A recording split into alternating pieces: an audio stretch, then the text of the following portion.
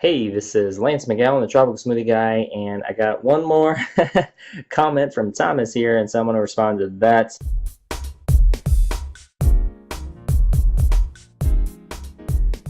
All right, so what Thomas says is, Tropical Smoothie Guy, the organic industry stands to make money using the non-GMO project to demonize genetic engineering.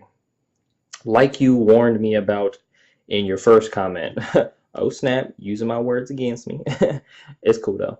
All right, so there are not scientists, and they are not scientists and are not in any way equivalent to the work of NAS and countless other scientific organizations. I don't trust industry, and is why I rely on scientific bodies to answer questions on safety.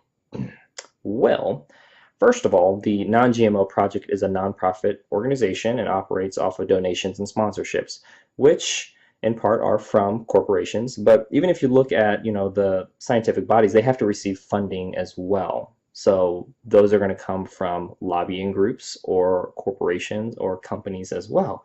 So you kind of have to follow the breadcrumbs back. It's going to be similar things as well. But the non-GMO project doesn't demonize genetic engineered foods or GMOs. They demonstrate what GMOs are and how they affect our food supply from a herbicide, pesticide, or disease resistance standpoint or toxic chemical standpoint.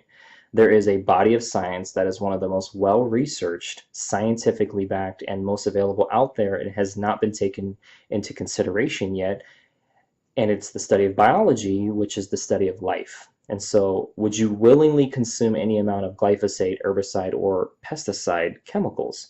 Does consuming trace amounts on your food of those make it any better? Or is it out of sight, out of mind, make it better? Right? I'm all about science, but looking at the effects of these toxic chemicals on the microbial life, the soil quality, the insects, the surrounding plants and animals, and the humans who live, work, and eat these particular crops, are very well documented. And you can actually watch the Netflix documentary Sustainable, and that's what it's called, Sustainable, and The True Cost and GMO OMG for more fact-based information. And when you look at the use and overuse of toxic chemicals and a lack of long-term benefits over organic farming, that elephant in the room can't be ignored. And so I think there's some really good marketing folks and some really good legal folks from Monsanto and other companies that really sold farmers on the use of genetic modified seeds. And I think, it's not doing nature and not doing our health, really what it needs, because you can plant, like, for example, the documentary Sustainable said that instead of adding like potassium and calcium and some of these nutrients into the soil, you can actually plant alfalfa and clover and rotate your crops so that they pull those and put those into the soil, those nutrients into the soil naturally. And so we're over here applying all these extra fertilizers and stuff and oversaturating the soil with things that soil and the microorganisms don't need. But when you let nature do it, it gives the soil just what it needs. And so there's a lot of things that nature can do when we have the right principles in play, and we don't have the whole, industry. I mean, you're very much for not being supporting industry, but at the same time, who's making these seeds? It's the industry. It's Monsanto. It's these companies. And so it's almost contradictory to say that, hey, I don't want to support industry, but you are by saying I want genetically modified foods, or I'm for it.